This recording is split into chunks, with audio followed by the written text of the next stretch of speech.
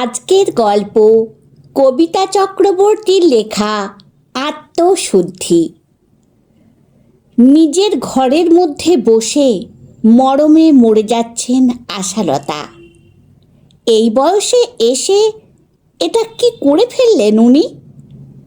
শেষে কিনা নিজের বাড়িতেই চুরি। ছি ছি, কি করে সবার সামনে এখন মুখ দেখাবেন? পুরো ঘটনাটা মনে পড়লেই ভিতরে ভিতরে অস্থির হয়ে পড়ছেন। খালি মনে হচ্ছে, ভগবান, এই মুখ যেন আর কাউকে দেখাতে না হয়। এর থেকে মৃত্যু তার কাছে সম্মানের ছিল। এখন ছেলে নাতির সামনে তিনি কোন মুখে দাঁড়াবেন?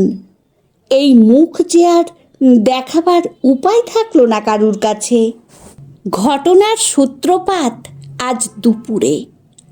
নাতি কলেজে, ছেলে অফিসে, বাড়িতে উনি আর বৌমা। আশালতা সকালে অল্প কিছু খান, তারপর স্নান পুজো করে একেবারে একটু তাড়াতাড়ি ভাত খেয়ে নেন। বেশি বেলায় খেলে আবার সহ্য হয় না। রান্নার লোক রান্না করে দিয়ে চলে যায়। রান্নাঘরে আলাদা করে নিরামিষ আর আমিষ রান্না রাখা থাকে। উনি তো নিরামিষ খান, তাই এই ব্যবস্থা। বৌমা ঘরের বাকি কাজ করার জন্য উনি নিজের ভাত নিজেই বেড়ে নিয়ে খান। এটাই বরাবর হয়ে আসছে, এটুকু উনি পারেন। আজ বৌমা স্নান করতে গেলে আশালতা রান্নাঘরে গেলেন ভাত নিতে। থালায় বাটিতে নিজের খাবার নিয়ে নিজের ঘরে চলে এলেন আশালতা। উনি খাবারটা নিজের ঘরেই খান। স্বামী মারা যাওয়ার পর থেকে সেই যে আমিষ খাবার ছেড়েছেন, তারপর থেকে আর টেবিলে খান না। ওখানে আমিষ খাবার খাওয়া হয়, সেই জন্য নিজের ঘরে একটা ছোট্ট চেয়ার টেবিলে দুবেলার খাবার খান। জল ওষুধ সেখানেই রাখা থাকে সুবিধের জন্য। ভাত ভেঙে সবে খেতে শুরু করেছেন। ছেলের বউ এসে সামনে দাঁড়ালো। বুঝতে পারেননি ছেলের বউ স্নানে না গিয়ে তার ওপর নজর রাখছিল। আপনি লুকিয়ে মাংস খাচ্ছেন মা? বৌমা একটু জোরে করেই বলে উঠল। কিংকর্তব্য বিমূঢ় আশালতা কিছু বলতে চাইলেন, কিন্তু গলা দিয়ে কোনো কথাই বের হলো না। শরীরটা থরথর করে কাঁপতে লাগলো, আর চোখ দিয়ে জল পড়তে লাগলো। মুখের গ্রাস মুখ থেকে পড়ে গেল। বুকের মধ্যে ভীষণ কষ্ট। বৌমা বলেই চলল, এই জন্য ভাবি মাছের টুকরো মাংস মাঝে মাঝেই কম পড়ে কেন? ভাবি বিড়ালে খেলো নাকি? কিন্তু সব তো ঢাকায় থাকে।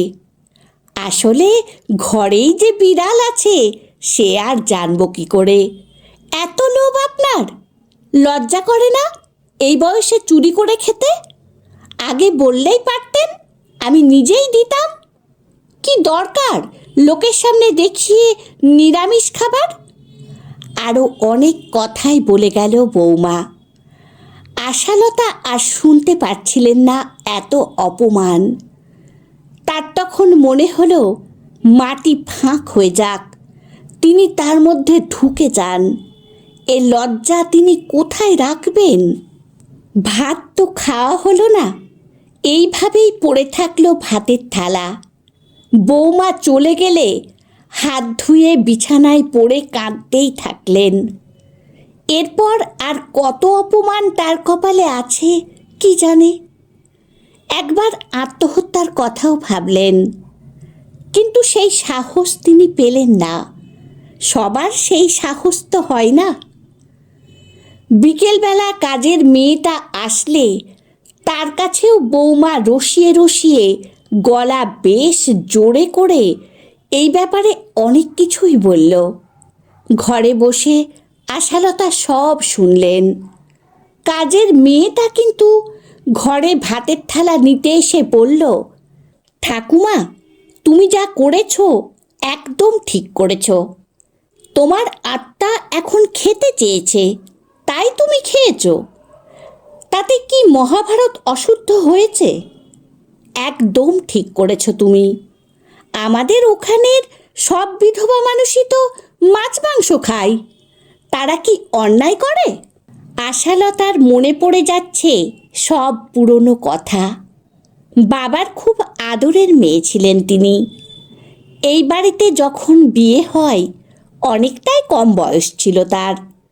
শ্বশুরবাড়ি আসার সময় কি কান্না কেঁদেছিলেন বাবাকে জড়িয়ে ধরে।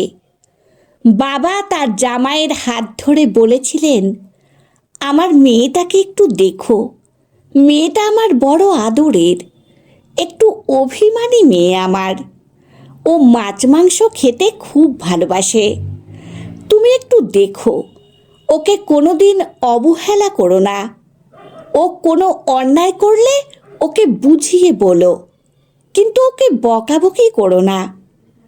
সব বাবা মার কাছে সন্তানরা বোধ হয় এরকমই হয়। পরের ঘরে গেলে মেয়ের জন্য চিন্তায় ঘুম হয় না। না, উনি কোনো দিন অবহেলা করেননি আশালতাকে, বরং সারা জীবন তার সমস্ত সুখ সুবিধার দিকে নজর রেখেছিলেন। যেভাবেই হোক এক টুকরো মাছ সারা জীবন পাতে পেয়েছেন আশালতা। কোনো কিছু চাইবার আগেই সেটা তার হাতে পৌঁছে যেত।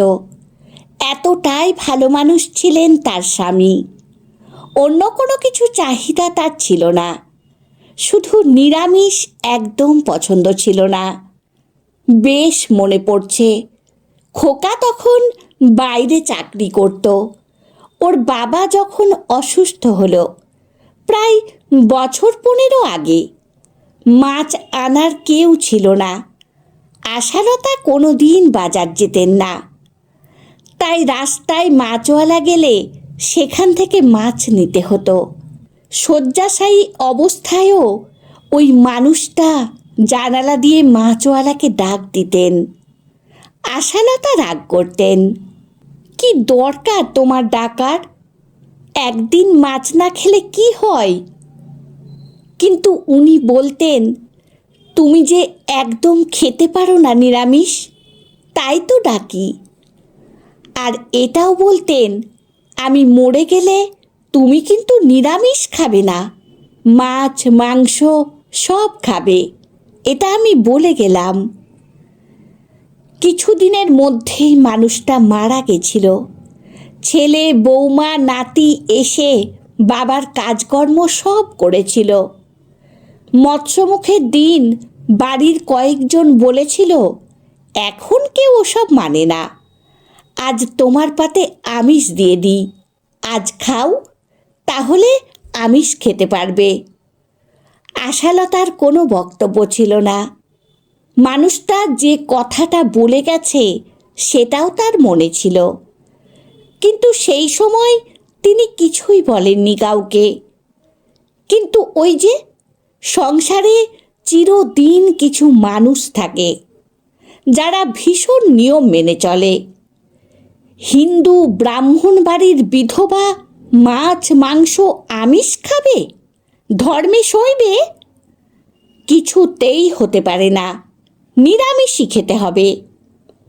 অগত্যা তারপর থেকে এই এতগুলো বছর সমস্ত আমিষ জিনিস থেকে নিজেকে সরিয়ে নিয়েছিলেন আশালতা। প্রথম প্রথম সত্যি খুব কষ্ট হলেও আস্তে আস্তে সব ঠিক হয়ে গিয়েছিল। না খেতে খেতে খাওয়ার ইচ্ছেটাই মরে গিয়েছিল। কিন্তু বেশ কিছুদিন হলো কি যে হয়েছে তার, মাছ বা মাংস বাড়িতে রান্না হলে খেতে মন চায়, কি যে ভালো লাগে গন্ধটা। অথচ আগে তো কখনো এরকম মনে হয়নি। কতই তো বাড়িতে রান্না হয়, একবারও তো খেতে মন চায়নি। কিছুদিন হলো এটা হয়েছে। বাইরে বেরোলে চপ, সিঙাড়া, ফুচকা দেখে মনে হয় একটু যদি খেতে পারতাম। কাজের মেয়েটাকে একদিন বলেছিলেন সে কথা। সে দু একদিন চপ এনে দিয়েছিল, একদিন তো ফুচকাও লুকিয়ে এনে দিয়েছিল। বৌমা সেদিন বাপের বাড়ি গেছিল, কি যে ভালো লেগেছিল, মনে হচ্ছিল সেই আগের জীবনে ফিরে গেছেন। হয়তো বয়স হয়েছে, তার জন্য নোলাটা বেড়ে গেছে তার। এর আগে একদিন ভাত নিতে গিয়ে মাংসের বাটির ঢাকাটা সরিয়ে দেখেছিলেন, কি সুন্দর দেখতে হয়েছে মাংসটা, গন্ধটাও বেশ বেরোচ্ছে। একদিন দেখলেন অনেকগুলো মাছ রান্না করা আছে, ভাবলেন অনেকগুলো আছে, একটা নিলে টের পাবে না, তাই নিয়েছিলেন। খেয়ে যে কি তৃপ্তি হয়েছিল। তারপর দু একদিন সত্যি লুকিয়ে মাছ মাংস নিয়েছিলেন, কিন্তু তিনি কি করে বুঝবেন বৌমা সব গুনে রাখছে? উনি তো কোনোদিন গুনে কিছু রান্না করেননি। আজ তো মাংসের এত সুন্দর গন্ধ বেরোচ্ছিল, রান্না করার সময়ে মনে হচ্ছিল এক্ষুনি এক থালা ভাত খাই। তাই ভাত বাড়তে গিয়ে দুটুকরো মাংস নিয়েছিলেন। বৌমা স্নান সেরে ফেরার আগেই খেয়ে নেবেন ভেবেছিলেন, কিন্তু হলো উল্টো। কি লজ্জা, কি লজ্জা! কি করবেন এখন আশালতা? সারা বিকেল সন্ধে নিজের ঘরেই কাটিয়ে দিলেন আশালতা। সন্ধেবেলা ছেলে নাতি বাড়ি ফিরল। ঘরের থেকেই শোনা গেল বৌমা ওদেরকে দুপুরের ঘটনা বলছে, তবে এবার আর জোরে জোরে বলছে না। কিন্তু এই ঘটনা যে বলছে সেটা আশালতা ঠিক বুঝতে পারল। আরও লজ্জায় কুঁকড়ে গেল আশালতা। কিন্তু মাঝপথেই শুনতে পেলেন ছেলে জোরে করে কি একটা বলল যেন বৌমাকে। ব্যাস, বৌমা চুপ করে গেল। ছেলে বাথরুমে ঢুকে গেল।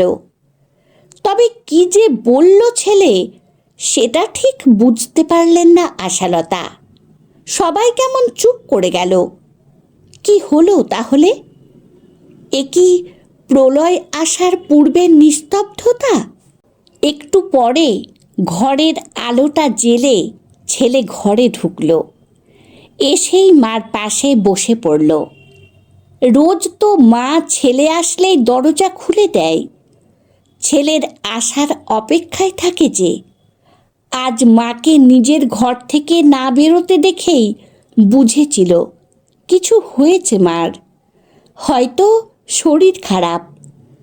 কিন্তু সব শুনে অনুশোচনায় জ্বলে যাচ্ছিল ছেলে। অপরাধ বোধে মায়ের চোখে চোখ রাখতে লজ্জা হচ্ছিল আজ। মায়ের নত মুখটা তুলে ধরে মাকে জড়িয়ে ধরে ছেলে বলল, আমি কি তোমার এতই পর মা? রোজ বাজার যাওয়ার সময় তোমাকে জিজ্ঞাসা করে যাই তোমার কি খেতে ইচ্ছে করছে, কি আনবো। একবারের জন্য কি আমাকে বলতে পারতে না? তোমার যা ইচ্ছে তুমি সেটাই খাবে, কারুর কাছে কোনো কৈফিয়ত দেওয়ার তো দরকার নেই। কে কি বলবে সেই সময় আমি ততটা বুঝতাম না এই ব্যাপারগুলো। তোমার ইচ্ছে ভেবেছিলাম, এখন বুঝি এগুলো সব চাপিয়ে দেওয়া হয় মেয়েদের ওপর। আজ সত্যি আমার চোখ খুলে গেছে মা।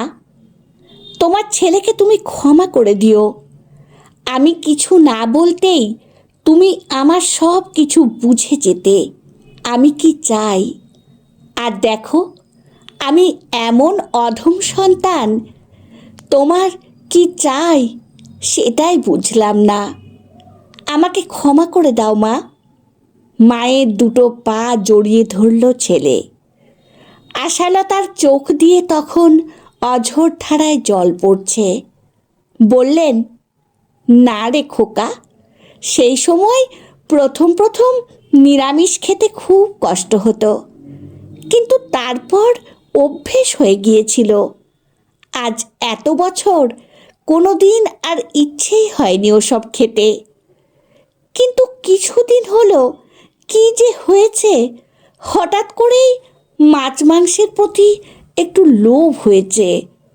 বুড়ো হলে বোধহয় কারুর কারুর এরকম লোভ দেখা যায়। আত্মা চাই মনের কোণায় পড়ে থাকা ইচ্ছেগুলোকে আবার পূরণ করতে। আমি আর খাবো না রে, তুই এত চিন্তা করিস না তো। যা খেয়ে নে, আর বৌমাকে বল আজ রাতে আমি কিছু খাবো না। খাওয়ার ইচ্ছে আজ হচ্ছে না। কিন্তু ছেলে তো কোনো কথাই শুনল না।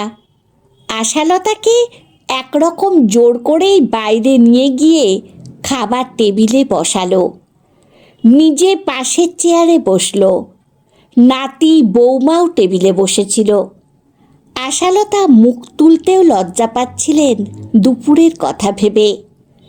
এবার ছেলে বলতে শুরু করলো। বলল, তোমাদের বলছি, মা আজ থেকে আমাদের সাথে আগের মতোই এই টেবিলে দুবেলা খাবে। আর মা তার নিজের সংসারে নিজের খাবার খেয়েছে, এতে কারুর কিছু মনে করার নেই তো। সমাজ, সংসার, আত্মীয় স্বজন কে কি ভাবলো, কে কি বলল, সেটা দেখার কোনো প্রয়োজন নেই। আমার মার যা ইচ্ছে তাই খাবে, যা ইচ্ছে তাই করবে। জানো মা, আজ আমার খুব আনন্দ লাগছে এই ভেবে যে আবার আমরা একসাথে সবাই এই টেবিলে বসে খাবো। তারপর মার দিকে ফিরে বলল, মা, কতদিন তোমার হাতের ইলিশ ভাপা, খাসির মাংস সব খাই না বলো তো। তোমার মতো রান্না কেউ করতে পারে না। তুমি খাও না সেই জন্য আমি বলতে পারিনি। তোমার হাতের রান্না খেতে কি ইচ্ছে করে। আমার মার মতো রান্না এই বাড়ির কেউ পারবে না। আমি কালই সব এনে দেব। তুমি আবার আগের মতো আমার প্রিয় প্রিয় রান্না করে দেবে। দেবে তো মা? আমরা সবাই একসাথে বসে খাবো তোমার হাতের অমৃত। আশালতা কাঁদতে কাঁদতে বললেন, নিশ্চয় করব। আমি তো চাই কিছু কিছু রান্না করতে, আমি ভালোবাসি, কিন্তু এতদিন কেউ তো বলেনি এরকম করে। বৌমাও বলল, মা, আমার খুব ভুল হয়ে গেছে। আমি আমার ভুল বুঝতে পেরেছি। দুপুরে ওরকম করে বলা উচিত হয়নি। আর কোনো দিন এই ভুল হবে না। নিজের সন্তান ভেবে আমাকে ক্ষমা করে দেবেন।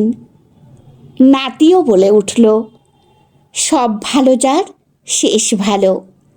ভালোই হলো, এবার থেকে আম্মার হাতের দারুণ দারুণ রান্না খেতে পাবো।